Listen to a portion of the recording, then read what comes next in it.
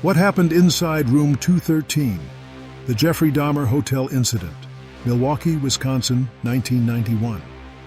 The air inside room 213 was thick with a smell no one could quite name, something between metal and rot. The hotel hallway was quiet, just the hum of the old air conditioner and a flickering light above the door. When the hotel manager knocked, no one answered. But the moment he slid the key into the lock, everything changed. The door creaked open slowly, and what he saw made him stumble backward in horror. The bedsheets were stained dark red. A suitcase sat half open on the floor, and inside it, something no one should ever have to see. It was human remains. The name on the room's register read Jeffrey Dahmer. The police were called immediately. Officers pushed into the room, guns drawn, unsure what they'd find next.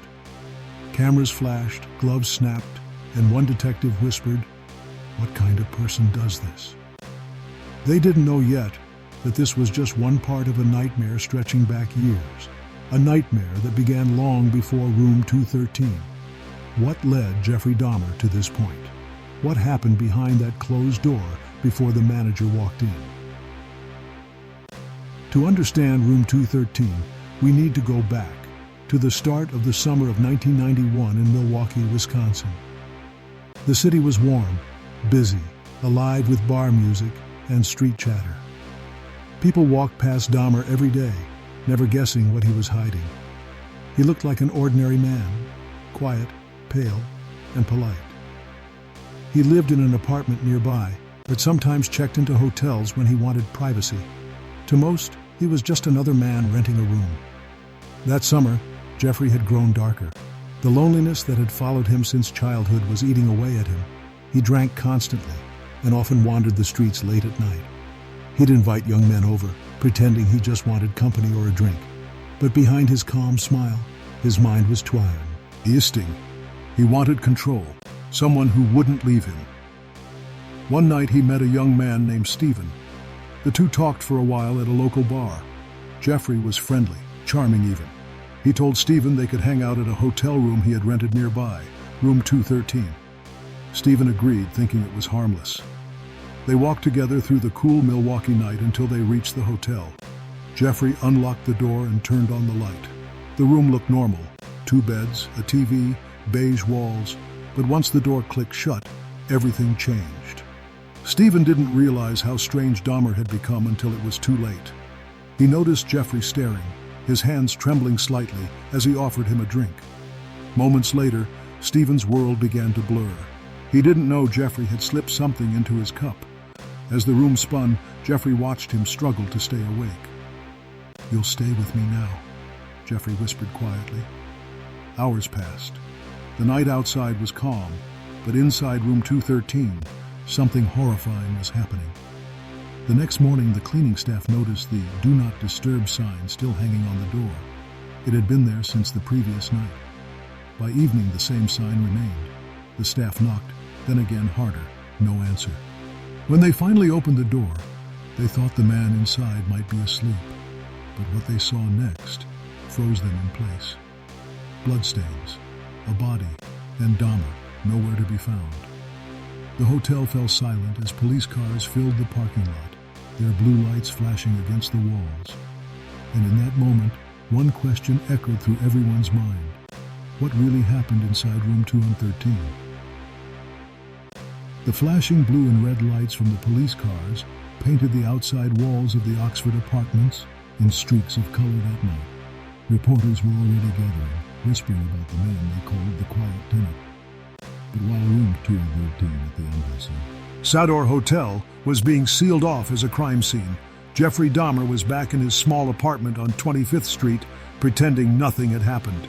He sat on the couch, the TV flickering softly, a beer in his hand. His face was calm, almost peaceful, but inside, his mind was storming. Back at the hotel, detectives moved carefully through room 213. Every inch was photographed. On the small wooden table, they found an empty bottle of rum, a few Polaroid pictures, and a strange chemical smell that burned their noses. In the bathroom sink was a single pair of handcuffs, and near the bed, Dark stains marked the carpet. The lead investigator looked at his partner and said quietly, "This isn't random. He's done this before." But they had no idea how right he was. A hotel worker said Dahmer had checked in alone 3 nights earlier. He paid in cash, smiled politely, and carried a black duffel bag. No one thought twice about it. People rented rooms every day. But after the room was searched, police found something inside that bag they couldn't believe. Polaroids showing scenes that looked almost too horrible to be real. They now knew Dahmer had a habit of documenting his crimes. What they didn't know was how many others were still out there, unfound. Meanwhile, at his apartment, Jeffrey was getting nervous. He heard sirens all evening and thought the police might be coming for him. He opened his refrigerator and stared blankly inside. It wasn't food he kept there. It was evidence of everything he'd done. He had crossed a line that no one could ever come back from. Yet in his twisted mind, he still believed he could control everything. He even went out the next morning, buying breakfast like nothing had happened, nodding politely at neighbors who smiled at him in the hallway. But Milwaukee police were starting to connect the dots. Missing persons reports were piling up, men who'd gone out to bars and never returned. Witnesses began to mention the same name, Jeff. A bar owner told police that Jeff often sat alone, watching the Shenanjin. He crowd, always inviting younger men to join him for drinks. Another man reported escaping from his apartment months earlier after being drugged. He had gone to the police, but his story hadn't been taken seriously at the time. As detectives dug deeper, they traced a receipt from room 213 back to Dahmer's home address. The discovery made their hearts race. They didn't yet know they were about to uncover one of the worst crime scenes in U.S. history. That evening, 2 officers were sent to check on him. They knocked once, no answer. Knocked again, still nothing. One officer noticed a strange smell coming from inside, sweet, rotten, and metallic. It was the same smell from room 213. Inside the apartment, Dahmer heard the knocking. He froze, his hands shaking. He knew what they were there for. The memories of room 213 flashed in his mind. The noise, the panic, the blood. His breathing grew faster. He looked around the room, at the pictures on the dresser, the tools on the counter, the refrigerator. He could never let them see. Then came another loud knock this time, firm and commanding. "Milwaukee police, open up." Jeffrey took a step toward the door, his heart pounding. He wiped his sweaty hands on his jeans, stared at the metal knob, and whispered to himself, "It's over." He slowly turned the handle, and the door creaked open. What the officers were about to find inside would shock the entire world. When Jeffrey Dahmer opened the door that night, 2 Milwaukee police officers stood staring at him. The smell hit them first, a heavy, sour odor that made their stomachs turn. Dahmer gave a weak smile, trying to sound calm. "Everything okay, officers?" he asked. One of them, Officer Rolf Mueller, glanced past him into the small apartment. The walls were bare, the lighting dim, and an odd hum came from the old refrigerator in the corner. "We got a report about a distur." "Vance," Officer Mueller said. Dahmer nodded politely, his voice almost too soft. "No problem here," he replied. But the officer's eyes landed on something strange, a set of handcuffs lying on the floor near the couch. "You mind if we take a quick look around?" Mueller asked. For a split second, Dahmer hesitated. He rubbed his palms together, then said, "Sure, go ahead." As the officers stepped inside, the air grew heavier. One of them noticed a drawer slightly open. When he pulled it wider, his face went pale. Inside were several Polaroid photographs, all showing human bodies in disturbing positions. "These are real," the officer whispered. Dahmer took a step forward as if to explain, but before he could speak, Mueller turned toward him, shouting, "Cuff him, now!" Dahmer tried to resist, but the struggle was short. The officers wrestled him to the ground. As they did, one of the photos slipped from Mueller's hand and landed near the refrigerator. He picked it up and froze. The image showed the inside of a kitchen. This kitchen. The realization hit him like a punch to the chest. "There are more in here," he said. They opened the refrigerator door. For a moment, the room went silent. Inside, under a carton of baking soda and a few bottles of beer, was a human head. Mueller slammed the door shut, his face white as chalk. "Get back up, now!" Within minutes, the apartment was filled with officers, detectives, and crime scene photographers. Each discovery was worse than the last. Bones in drawers, a barrel filled with acid, preserved organs in jars.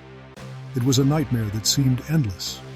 Neighbors gathered outside, covering their mouths as they watched police carry out evidence bags through the narrow hallway. Reporters began arriving soon after, shouting questions that no one could answer. Back inside, Dahmer sat handcuffed on the floor, silent. He didn't fight, didn't yell, didn't even look scared. When a detective asked him why he did it, he simply said, "I wanted to keep them with me. I didn't want them to leave." Those words chilled everyone in the room. As the investigation continued, the truth about Jeffrey Dahmer began to unfold. Police learned he had lured at least 17 young men over the years, promising them money, photo shoots, or just a drink. Each time, the pattern was the same: charm, drugs, control, and death. What shocked investigators most was how close they had come to catching him before. Multiple complaints had been made, but each time Dahmer's polite nature and calm voice fooled them. The evidence from room 213 connected everything. That hotel room, where he had killed and photographed one of his victims, was the key piece of the puzzle. The staff who discovered the body had unknowingly triggered the chain of events that finally brought Dahmer down. Forensic experts later confirmed that the crime scene photos from the hotel matched the Polaroids found in his apartment. When news broke, America could hardly believe it. The quiet man who worked at a chocolate factory, who smiled politely to neighbors, had been living a double life filled with horror. Crowds gathered outside the apartment building, now sealed off by police tape. Some people cried, others shouted in anger. Parents clutched their children, unable to understand how evil could hide in such an ordinary man. In the days that followed, Dahmer confessed in calm detail to everything, every room, every victim, every moment he remembered. Detectives said he spoke as if he were describing a dream. When asked about room 213, he said softly, "That's when I stopped pretending to be normal." In 1992, Jeffrey Dahmer was sentenced to life in prison. He showed little emotion as the families of his victims spoke in court. Some called him a monster. Others said he was pure evil. But Dahmer only looked down, quiet as ever. Years later, in 1994, another inmate attacked and killed him in prison. Many saw it as justice finally served. But the questions his crimes left behind still haunt Milwaukee and America to this day. The Ambassador Hotel eventually changed ownership and remodeled its rooms. Room 213 was renumbered, but some guests claim they still feel uneasy walking past that part of the hallway, as if the air grows colder for a moment. And though decades have passed, one question remains carved into the city's memory: what really happened inside room 213?